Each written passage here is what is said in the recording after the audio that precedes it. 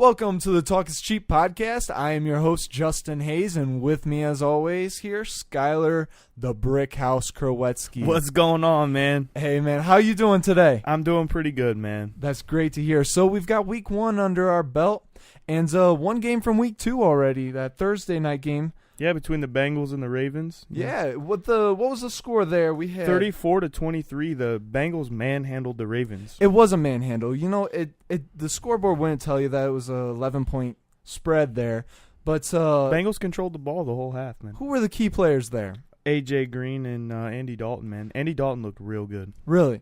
I've always been skeptical about Andy Dalton, but with a target like A.J. Green, maybe one of the most underrated top-end receivers in the league. Yeah, underrated top 5 receiver. Yeah, they really look better than a 34-23. So let's bring it back to week 1 there, where we had a lot of action. A lot of action. And speaking of action, I'm already putting my money on Ryan Fitzpatrick as the MVP of the league. Ryan Fitzmagic. All right. Right. Yeah, he had a heck of a game. What was the Drew score Brees. there? There was the Buccaneers took out the Saints. 48-40, man. 88 points. High-scoring game. I think it was the highest scoring game in a week 1. In history? I think so. That's amazing. So you have 2 quarterbacks, and quite frankly, we only expected one to show up. I mean, that's the legendary Drew Brees. The GOAT. The GOAT. But now, does Ryan Fitzpatrick rival that status? He had 4 touchdowns, Skylar. 417 yards as well. You know what his passer rating was? What was it? This is some Madden stuff. 156.2. Nah, that's not Madden stuff, man. I can't even do that with Carson Wentz. Right. Okay, well, Carson Wentz isn't that great of a quarterback. I'm just kidding. Not better than Ryan Fitzmagic. Right. Especially in week 1, right? Especially week 1. Right. So that was a captivating game. 88 points is something to see. You know what's really overlooked, though, man? Mike Evans got targeted 7 times, and he caught all 7 passes. It's incredible. That's a lot for a guy. I personally think he could go on as a number 1 there for quite some time. Yeah, he's only like 25 years old as well. Big guy. 6'3", 6'4". He's one of those guys. You just throw it up top where the kids can't reach it. Well, on to the little guys though. Alvin Kamara, man. I just got to take back what I said about him, man. He did not regress at all. Oh no. The Saints are using him, man. How many targets did he get? He had 12 targets and he hauled in 9 of them. That's some fantasy. That's some fantasy gold right there. Yeah, I wish I would have drafted him over Antonio Brown. As a running back, he had that many targets and he had 2 touchdowns rushing. That's all you could ask for in a fantasy running back if you're playing PPR. So I'm looking at the schedule and I'm looking week 2. And we've got 1 game out of the way. But I noticed the Buccaneers did really good week 1. Who do they take on week 2? That could be interesting. Them Eagles from Philadelphia, man. Oh, those Eagles, where the home of the cheesesteak. The home of the cheesesteak. Only thing Pat's good is better there. than Geno's. I did have a chance to try it myself, and I agree. I 100% agree. That was the only thing I enjoyed in Philadelphia, and I'll take my wins when I can get them. Right. I mean, you can't complain about that. So, what do you think's in store for that? Honestly, I think it's going to be a low-scoring game. Really? I don't believe Ryan Fitzmagic can do this again. You don't think he can score 48 points twice in a row? I don't think so, especially now in that Eagles defense. It's much better than the Saints. Agreeable, definitely. I think the Buccaneers offensive line is not going to be able to handle our pass rush, especially adding Michael Bennett. I personally, though, on the offensive side of the ball, I think it's Nelson Aguilar's game to shine, man. Really? Yeah, we really need him to show up. They need somebody to show up on that receiving core. Yeah, Nick Foles averaged 4 yards a pass. So how long? What's the timeline on Carson Wentz's return? I'm getting a lot of mixed signals, from our coaching staff and the media.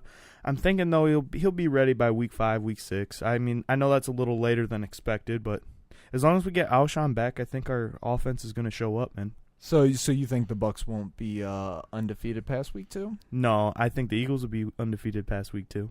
Okay. So we talked about maybe a joking MVP candidate. Let's talk about somebody who could really be an MVP candidate. Or, quite frankly, I saw somebody on the offensive side and I saw somebody on the defensive side of this game. We're talking the Packers. The Packers and the Bears. Packers and the Bears. So what do you like about that game? Man, it was like an offensive showcase, but for some reason, defenses showed up too. Honestly, it lived up to the Sunday night game. It was one of the best Sunday night games I've watched in a while. It always seems like when the Packers are on, it's an enjoyable game to watch, especially when you got your starting quarterback leaving the game with a knee injury, right? And you're not knowing what your rest of the season is going to look like. It's week 1. You're scared because it's a knee injury, right? And it's one of the greatest quarterbacks of all time. So he goes out and then he comes back, and if you saw his post-game interview, he's quite happy. He played lights out. He did play lights out, man. 20 for 30, and he had 3 touchdowns he put up on the scoreboard. Well, that was an awesome and very impressive game by Aaron Rodgers. But there were 2 teams playing and 2 teams competing. You had Chicago Bears and Mitch Trubisky. Quite honestly, I was impressed. I was impressed with Mitchell Trubisky, man. His QBR wasn't very high. He didn't score any touchdowns with his arm. He did run one in, though. Yeah, show me some athleticism. I like to see that. Really? They ran some designed runs that game. But it was responsible. He did it responsibly. He didn't take too many hits. That new head coach, he actually, he Matt schemed Nagy, some things. He schemed some different looks to score some points, and they gave the Green Bay Packers a run for their money. Yeah, I think the Packers are one of the best offenses. So, I mean, when you can put up points with the Packers, I like to see that. I saw a lot of Kansas City, man. You can tell he's learned from the Andy Reid coaching tree. Oh, yeah. And, there's another side of the ball there, too. You talked about, you're going up against one of the best offenses in the league. Chicago Bears made a huge addition to their defense. The Aaron Rodgers of defense, Khalil Mack. Khalil Mack, the Aaron Rodgers of defense, I like that. Yeah, man. I think he's going to be one of the best pass rushers of our time. He single-handedly almost stopped Aaron Rodgers. He did, man. He had a touchdown, a fumble recovery, an interception, and a sack. The only other player to do that in the last 20 years? Who? Fremont great, Charles Woodson. Charles Woodson, what a legend. You know who he played for? The Green Bay Packers. The Green Bay Packers, yeah. Ironic. Quite ironic. You know what I think helped the Bears compete, though? What? They added 2 new receivers. Yeah, Allen Robinson. And Taylor Gabriel, yeah. They both put up some impressive stats. Robinson had 4 catches for 61 yards, and Taylor Gabriel had 5 catches for 25. He could have had more, but he's a little guy. He gets tripped up once in a while, but you could see the big play potential in their offense. They've got a quick scoring type of offense. Yeah, they knew how to use their 2 backs and Jordan Howard and Tariq Cohen. Man, he played that Tyreek Hill role. Yeah, they definitely. I wouldn't mark this off as too big of a loss. That new head coach and everything, you pretty much got a brand new offense. Every head coach that started their first game this year lost in week 1. Wow. But I would say there's much optimism here. There is. I think he might have the brightest future of all the week 1 head coaches the first week. So you mentioned the Chiefs. What a perfect segue to the next game I wanted to talk about. The Chiefs and the Chargers. So my pick to win the division. Yeah, and my pick to win the division. So I picked the Chiefs originally, and you picked the Chargers. Do you think this is gonna weigh out over time? And I think it. Every division game weighs something. You got to win your divisional games. That's how you win your division, obviously. But honestly, Andy Reid's offense is historically great in September. Just Andy Reid coach teams in general are historically great. I think by December or maybe even November, this team starts to fall off a little bit. They're loaded on the offensive side of the ball, but you got to think about this. They let a Phillip Rivers-led team score 28 points on them. Are the Chiefs going to score 38 points a game? Well, I would argue to some extent. Is it coaching when you have Tyreek Hill turning into a superhuman? Yeah, you can't teach speed, man. You can't teach that type of speed. I think he might be the most underrated receiver in the game. Oh, guarantee. I mean, he's definitely in that conversation. But somebody who we haven't given credit to in that win, Patrick Mahomes. Oh, my gosh. Patrick Mahomes played awesome. Good. He looked good. 4 touchdowns, 15 for 27, 256 yards. That's a night. That's a night. That especially for his first, official, like this is my team. He made that statement. He led his team out there and led him to a divisional win. And took out a good Chargers team. Yeah. You know, there's no degrading the Chargers here in this game. My dark horse Super Bowl candidate. I see them as a quality running offense. I don't know if I see them going that far. But, you know, I like their defense a lot. That's really why their defense? Yeah, led by Joey Bosa. From the Ohio State University. And Melvin Ingram on the other side rushing the quarterback. Quite a nice pair to have on your defensive line. But, you know, one player I'm infatuated with on that team is their running back. Melvin Gordon? Yeah, Melvin Gordon. He just seems like a Swiss Army knife. You can throw it to him. You can hand it to him. Yeah, he had 64 yards on the ground and 100 yards in the air. Really a nice game. Really nice game. And so taking it on to the next. Yeah, the Jets stunned the Lions on Monday Night Football. Yeah, and, you know, I hate to say it, but I think I was right about Sam Darnold. I think you were too, man, and that kind of scares me about my pick with Baker being better. Yeah, usually you only see one, maybe two if you're lucky. Two if you're lucky out of a draft class, yeah. Yeah. And Sam Darnold looks the part, though. Like, there's no doubt he looks the part. My heart probably stopped when he threw that first pass for an interception, pick 6. You know, it was a bad decision, but, you know, if he just had a little more meat on the ball, he would have got it further. I saw that too. It's like if he would have just got it over that crashing, I think it was the safety, but that crashing defender. Diggs. Yeah. He would have tossed it right over, and it could have been a big play. So I credit him some on that degree. He's got the balls to do it. Yeah, judging by the way he bounced back. Yeah, he looked real poised in the pocket, man. Yeah, and that's a lot to say when that pocket's collapsing that fast. That Jets offensive line isn't good at all.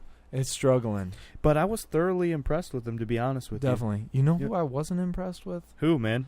Matt Stafford. Yeah, that stat line's pretty rough, man. Pretty rough. 4 interceptions stands out to anybody. Yeah, I mean, I don't think you can win games throwing 4 interceptions. No. But you know what else you can't win games with? What, man? A combined total of 39 rushing yards. Yeah, when you signed LeGarrette Blount in the free agency from the Super Bowl champion Eagles, and he rushes for -3 yards. Yeah, I don't think you can win games like that. I mean, you can throw the ball and win games, but when all you can do is throw the ball, defenses can really hold into that. And right. I think the Jets have a pretty good safety duo, you know, and they made him pay. Yeah. And, you know, I was really big on their running back they drafted this year. Kerryon Johnson. Kerryon Johnson, yeah. But he only ended up he had 5 attempts. That's not bad for your first game. Right. But only 17 yards. Ugh, that's a bad average, man. I don't know what that averages out, but that's a bad average. But, you know, I don't like Matt Patricia, though. I don't think he really hit on these draft picks. I mean, what did he really do in New England? I mean, he was the defensive coordinator, right? Yeah. But doesn't Bill Belichick run the defense in New England? So, right. I mean, we were kind of high on him in that, you know, last podcast, but you know, after watching the game, I'm kind of changing my mind on him. I mean, didn't you have him ranked pretty high in the NFC North? You know, after watching that game, you know, it's one game, you know, and Matt Stafford did not look good, but there wasn't much good to take from it. I feel like 3 may be too high for them. I know. I mean, even though the Bears lost, they looked pretty good, and I just don't think this Lions team, like I said, has enough talent going around. Yeah. You know, I noticed a couple things, though, I could take away from it, that Kenny Golladay was pretty good, man. Right. Kenny Golladay. Well, Golden Tate had himself a decent game, too. Really? I mean, all your receivers are going to have a good game when you throw it 46 times. So right. I guess, you know, we're kind of overstating that a little bit. But, you know, there was another quarterback in the NFL that didn't play too hot. Uh-oh. Where are you going with this? Sorry, man. I have to go to the Dallas Cowboys with Dak Prescott. Yeah, you know, it wasn't the best game. Came away with the L there. But, you know, Dak is – it might not have looked good, but when you actually compare the stat sheet, he had a better game than Cam throwing the ball. He did have a better game, you know, throwing the ball than Cam Newton, but Cam Newton can run it too. He can change that. And that, I believe, honestly, is where we lost the game. When you can't contain, or when you don't, I think the defensive coordinator just blatantly disregarded Cam Newton's legs. Yeah, they didn't prepare for it, I don't think. And no. It was the first game of the season. They had all of offseason to get ready for Cam Newton. Right. Well, and I mean, he rushed the ball 13 times, 58 yards. You'd think it's the same type of looks, you know. Right. And so you let Christian McCaffrey run for 50 yards himself. He averaged 5 yards a carry. Yep. And then they threw it to him 6 different receptions for 45 yards. I mean, he had a heyday too. Yeah, you can't let one player beat you, man.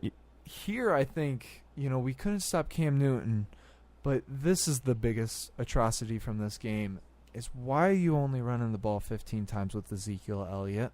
I mean, he's one of the best running backs in the league. You got to feed the man. Right. He had 69 yards with 15 attempts. It's 4.6 yards a carry.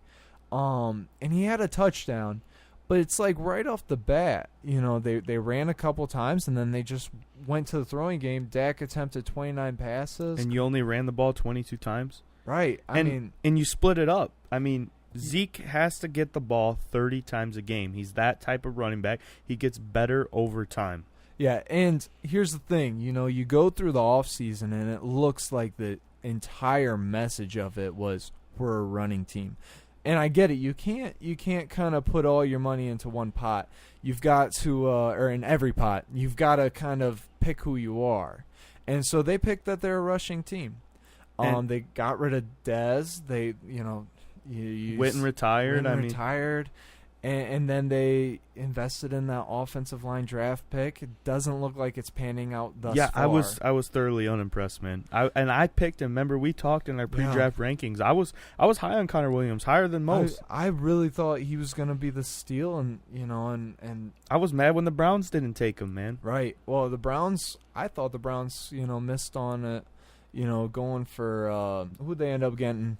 Austin Corbett. They should have took Will Hernandez. That's what I was thinking. But that's besides the point. But, I mean, my problem is, man, with Dak is he hasn't proven to me that unless the situation's perfect, he's just an average quarterback. Yeah, well, like I said, I would imagine this team's attempting to be a running offense. And when you're scheming up, all your talent is on the rushing side. I mean, you just completely disorganized the receiving core, and now you're telling Dak, hey, go out there and throw the ball 3 times in a row. It's and yeah, you got unproven receivers. You got actually your receiving core is made up of a lot of cast off and late round draft picks. I mean, I guess you can't really expect your passing offense to be too good when first they haven't gelled together, they haven't played much together, and some of these guys, like, they're late round draft picks from small schools. Yeah, I'm mostly talking about Michael Gallup, to be honest. Yeah, I mean, I liked Gallup. I thought he had a decent first game, just from what I saw. But I was expecting Allen Hurns to be a little bit better than that. I think we all were expecting Allen Hurns to be a little bit better than that. I think when he had his success in Jacksonville, I think most of the success was probably because he was on the other side of the other Allen the Allen bros, yeah. I remember that. Because Allen Robinson went on, had a good game for Chicago. Yeah, I think Dak Prescott is every bit of Mitchell Trubisky. I mean, I'm not lowering him, but I'm just saying he's every bit of that at least. Yeah, he's working with a different core. He lost Jason Witten, though. I think Jason Witten was a safety blanket, net, and now he's working with tight end by committee. I mean, but it was an ugly game. Let's just get that out there. Yeah, this was one of the uglier games. One of those week 1 games that every now and then you see your team have. It's like I wasn't impressed with many of the receivers. I was impressed with DeMarcus Lawrence, though. He's earning that money, man. You guys are gonna end up having to pay him. Yep. I think you are. Well, this year we franchise tagged him and franchise tagged him for quite a sum of money, but it's just 1 year. So we're gonna, he's gonna work for that money, this contract, and I mean, you end up getting a sack your first game of the year. That's a good start, but he had a total of 7, tackles. That's a great way to start off anything. 3 of them were for loss. Were you impressed with your secondary at all? That's what I thought was the strength of your defense was going to be DeMarcus Lawrence and your secondary. With Chris Richard, I thought our secondary was going to be immensely improved. Yeah, with the Legion of Boom. Yes, yeah, the co-founder of the Legion of Boom, and I think as the game went on, the Cowboys played better. They are a young secondary, so I mean they had to get the feel. Yep. I don't think they've played Cam Newton yet. It took them to get a little bit of traction there. The first quarter they were letting everything inside and underneath, but as the game progressed, you started seeing them really get their nose at the ball and break up plays. I really thought Byron Jones made a great turn around from the safety or the change of position from safety to cornerback. He didn't record any pass deflections that I know of, but he did end up with 5 tackles, and I watched a heck of a game from him. Yeah, I mean, I guess that's a good, sign from, switching positions from safety to corner. But you know what? Another game was pretty ugly, man. I watched 100% of, and I was really rooting for one of these teams. What was that? This Browns and Steelers game, man. I can't believe they tied. It just doesn't sit right. Doesn't it? Week 1, you want to see your team win. And I mean, being a Cowboys fan, it wasn't fun seeing them lose, but seeing a tie just leaves us a bad taste in your mouth. And then at the end of the year, you have that tie, and especially against your arch rival. I mean, it'd be like Ohio State tying to Michigan. Yeah, you got to win those division games, as you said. I think this game actually comes back and haunts the Steelers.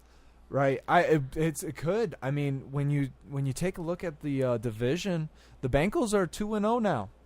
And the Steelers, they don't know what's up with Le'Veon Bell. They don't know what's going on. They don't know what's going on with Ben Roethlisberger got off to a terrible start, and he's hurting. And they're playing the Chiefs, like we said, and they're historically good in September. So it could turn out pretty nasty. And I don't. The Steelers' defense is pretty underrated, but I mean, they're not good enough to.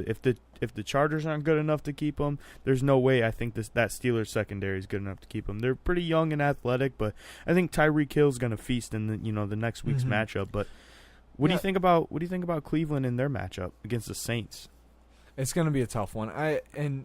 Cleveland fans, they're hoping for some sort of win, but the Saints, they're mad, man. They got beat by Ryan Fitzpatrick. Right, but they played a heck of a game. And to not think they'll play an even better game against Cleveland, I honestly see the Saints coming away with that one. Did the weather have a factor, though, in Cleveland's play, or did that offense just look real bad? Well, the Cleveland was a play away from winning the game a couple times. You obviously look at the blocked field goal, but there was another key play. That Myles Garrett play with Ben Roethlisberger. And NFL outwardly came out and said they made a mistake. They did, and we're protecting these quarterbacks too damn much. Right. They're just too damn much, man. And so you're looking at it, and if it wasn't for that third down penalty and giving them the first down, they wouldn't have ended up with 3 points right there, and they would have won the game. You know what Browns fans can be happy about taking out of this, though? Myles Garrett looks like he legitimately should have been the number 1 pick. Right. He's showing his Denzel Ward showed up. He showed that's why he was the number 4 pick. Right. The only player we haven't seen show that they were worth the top 5 pick is Baker, man. We haven't gotten to see it. We haven't got to see it, and honestly, I was thoroughly unimpressed with Tyrod Taylor's play. He was a playoff quarterback last year, and he's going to come out and play like that. Well, he looked lethargic. It's week 1 still, but he had all offseason to prepare. His number 1 stat was his rush yards. That's what's sad. That's what I take out of this is that isn't Tyrod Taylor supposed to be a professional? And I don't think, professional quarterbacks in this league run the ball. I don't think they run the ball like that. Well, so they're gonna have to learn quick if he's gonna stay their starting quarterback. Personally, I think they're gonna have to learn how to protect. That left tackle was a liability. Desmond Harrison was a liability. He's 3 years removed from. He was a moving truck guy. He carried boxes for people and moved their truck, moved for him. So I mean, that year off, those couple years off football, I think really hurt him. But also, not signing or trading for a tackle. They just a left tackle, a seasoned vet. Nate Solder was on the market, and they could have drafted Connor Williams we were talking about, but he could go out to tackle. Yeah. That Joel Bitonio project didn't work when they tried to move him out to tackle, and they put him back to guard by week 1. Yeah. So if Tyrod Taylor has a bad game against New Orleans, is it looking like the end of the rope yet, or do you think he has a couple more game leash? If I'm Hugh Jackson, you have to give him a couple more game leash. Your job's on the line, Hugh. So I think you're the hottest seat in football. You're gonna get fired if you guys don't have a winning record this year. Well, is he though? Because I mean, he's already went down with some of the worst records ever. He has, but I mean, I don't think Cleveland can take it anymore. On paper, they're just as talented as everyone, and I think roster? Yeah, I think we were wrong personally. I think we ranked them too high. Well, so one team that has a really stacked roster, but one of them ain't showing up to the game. We kind of talked about it, Le'Veon Bell. How much longer is he going to hold out? If I'm Le'Veon Bell, I'd hold out till week 10, to when I'm mandated to come back. I wouldn't play it down if I'm the Steelers. And if I'm the Steelers, I don't want him to come back. Personally, I don't even want him to come back in week 10. I think James Conner is your answer. I think they'll end up probably, drafting one in the 3rd or 4th round just to compliment him. Le'Veon, I wouldn't pay Le'Veon. He's not worth the money. I'd just get the distraction away. So you get the distraction away. You think another team would pay him this year for 1 year? I don't know if another team would pay him. They might give him something to just come out on the field, or offer him a Super Bowl run. Well, it's like you're probably looking at either he's going to sit all year, maybe come back for week 10 if they play him, but if they traded him, he could still potentially hold out until they signed him. Yeah, but I don't think he commands a lot on the market as is. Like, you don't think he's arguably a top 5 running back? Yeah, I mean, when he's on the field. Yeah, when he's on the field, but he's not. He doesn't want to play unless he gets all this money, and we've seen you can't pay these players massive amounts of money if you expect to have a good roster. I think the Steelers played him right. I mean, it's sad to say, but they put him on that franchise tag last year. They were going to do it again. You're running your running back till he's 27 years old, right? He'll turn 27, I think, at the end of this season. So you really don't want to give a 27-year-old running back a long-term deal like he wants. Yeah, he wants like 4 or 5 years and high money. Yeah, it's and he's already tore his ACL once or twice. It's not gonna. A lot of miles on his body, a lot of hits. It's not gonna look good for him long term unless some. But one There's thing always that never franchise fails. out there. Yep, that one thing that never fails is somebody's willing to pay him. Maybe Detroit Lions. Detroit Lions throw all their cap at him and see how things go. You'd hate to think that. That's what drives up the prices of these quarterbacks and these running backs. Teams make terrible decisions, and that's the what rest of the league pays for it. So I think we covered that Le'Veon Bell topic. But before we move on from the Steelers, man, let's kind of wrap this in together. I mean, who do you think has a bounce back week, man? Do you think Big Ben, Matt Stafford? Oh, we're talking quarterbacks? Derek Carr. Okay, so what were the names you gave me? Big Ben from the Steelers, Matt Stafford from the Lions, or Derek Carr from the Raiders. All right, so if you're giving me those 3 options, I'm sorry, but Derek Carr's out. I don't like a single thing Oakland. I don't like him either, man. I'm with you. I don't think the head of the organization is putting him in a situation to win. Yeah, he's got the most. He's the youngest one in this list, but he's got the most potential, and we've seen he can be an excellent starting quarterback when things are perfect around him. That is a very important fact to throw in there. And right now they're far from perfect because they've just completely suicided that mission. I say the Lions have one of the worst rosters. I think the Raiders have the worst roster in the NFL. It could be easily said. And you know who I've got second? You kind of brought me into it. It's that other guy with the bad roster. Matt Stafford. You're talking Matt Stafford. I think at some point he'll be able to bounce back, but not with a running game that gives you less than 40 rushing yards for the whole team. You're going to need something more than that because he's going to need some help. He don't have Megatron anymore. He doesn't have that big target that he can just throw it up to. He's got a lot of guys that run routes. Just they run routes. Routes, get open, kind of the Dak situation, but he doesn't have Zeke. He don't have that big play threat there anymore. No. But, I think with Matt Stafford, though, he has the highest room to improve. This is the bounce back, kind of question, but I guess if it wasn't improve, maybe Matt Stafford because he was so far behind. But, Big Ben didn't play lights out either. No, see, I like to think that Big Ben had a worse game than Matt Stafford. I don't know if that's possible, but yeah, with the roster that you have, the amount of the fumbles and he just didn't look like he. Some of those plays, it looked like he took off. I saw one throw he threw down the field. It looked like he was throwing to the safety back there instead of the wide receiver. So that's why I've got Big Ben last. Or, I'm sorry, I've got him first, but I've got him first just because the pieces around him. Yeah, I'd like to see, Big Ben bounce back. I mean, he's got all those pieces, like you said. I mean, yeah, it's hard to not do good when you have Antonio Brown and Juju Smith-Schuster. Right. He's got targets. He's got those big play targets. So on to that, speaking of one of those Steelers players, I've got a question for you, sort of a bold prediction. Pick one out of the three. Mm-hmm.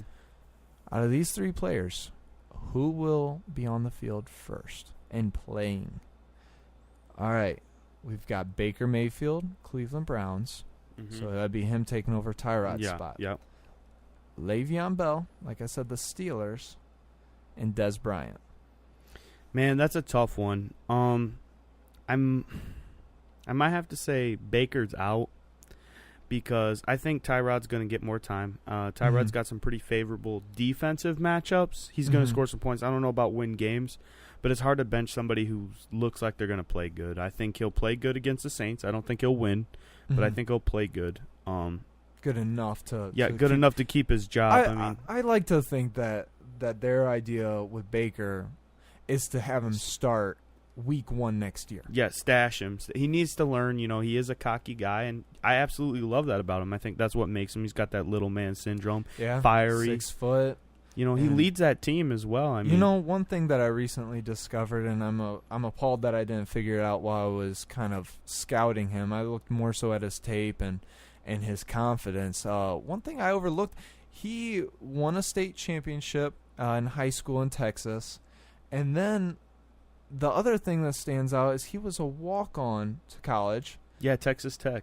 And then he had to walk on to Oklahoma. Yeah, at Oklahoma. Yeah, he's really had to work for everything he has. So that's, I don't know if you can call it cockiness or not. But, he does kind of, even if he is, he kind of has a reason to be.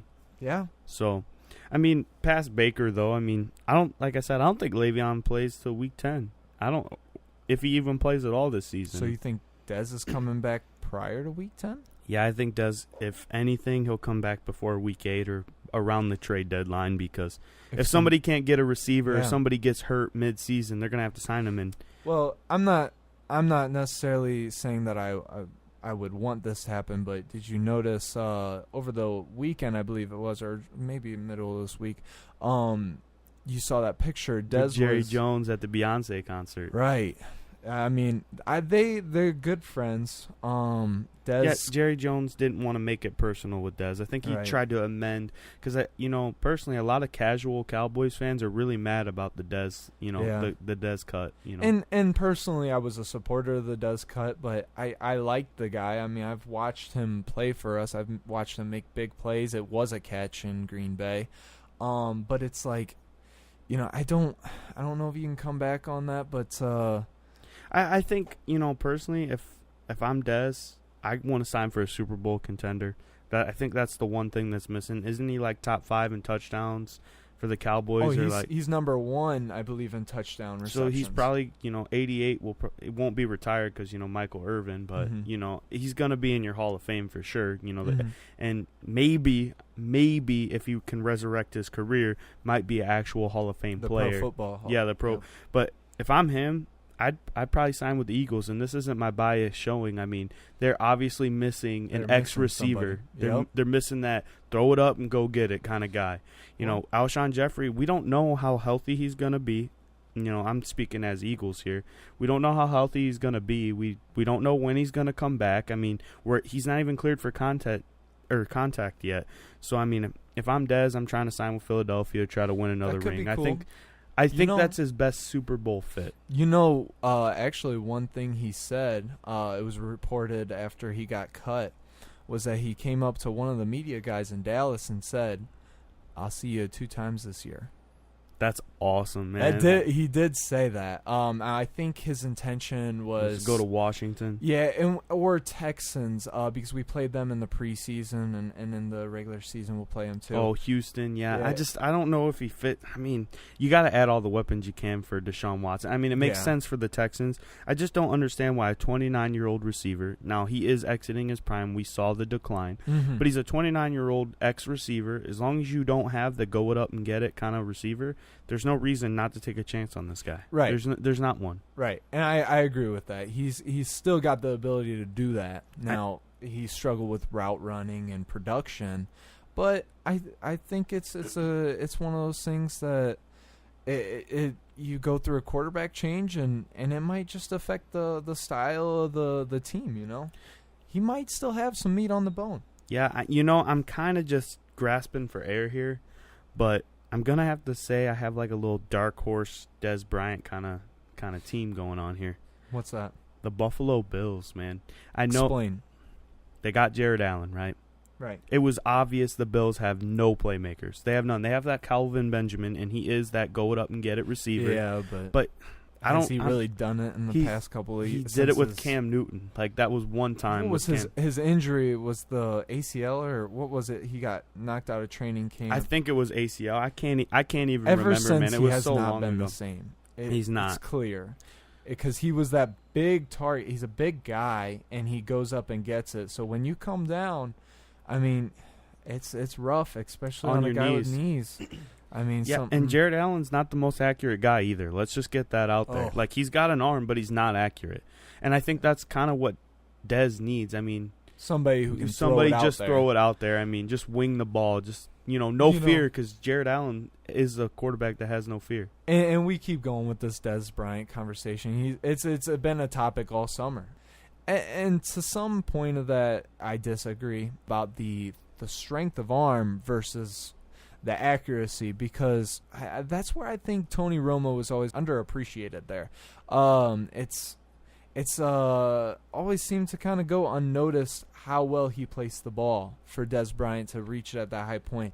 Like I said, I think it has something to do with that quarterback change where his everything stats went down. Yeah, I mean, with Dak, everything's scripted. He's a by-the-book kind of guy. And you can just tell even when he talks, he's a by-the-book kind of guy. Yeah. Tony Romo, was kind of unscripted. Stuff always broke down around him. Kind of that Brett Favre, his idol. Yeah, just kind of stuff broke down around him. But, since we're talking about the Cowboys, I got one more topic I want to talk about, which actually I'm really excited. I'm happy with the NFL for doing this. They scheduled us another primetime good game. I'm looking forward to it with the Giants and the Cowboys. You have a lot of players to look forward to. Saquon Barkley, OBJ, my favorite player in the NFL, even as an Eagles fan. And you got to look, the bounce back for Dak, or, just see kind of how Zeke does. That's gonna be a fun game because, like you mentioned, Saquon Barkley and Zeke Elliott, you might be looking at the two running backs of the future. I mean, we've seen Zeke's production already, and we've seen Saquon have a great week one too. So it's gonna be neat. I'm excited for it, man. I can't wait to watch it, on Sunday night, and that's really all. That's really all I want to talk about, man. Right. Yeah, I look forward to that game, man. They're gonna definitely have to run the ball though more than that. Yeah, they got to run the ball at least 30 times with Zeke. All right. Well, that's all we have for you. Thank you for listening. Thanks, guys. We appreciate it. Make sure you like us on Facebook and follow us on Twitter. Don't forget we're on Spotify as well. Yep, and that's at The Talk Is Cheap. We're on Spotify, iTunes, Google Play, Stitcher Radio, you name it. We're on all platforms. TheTalkIsCheap.com, guys. Talk is cheap. Thank you.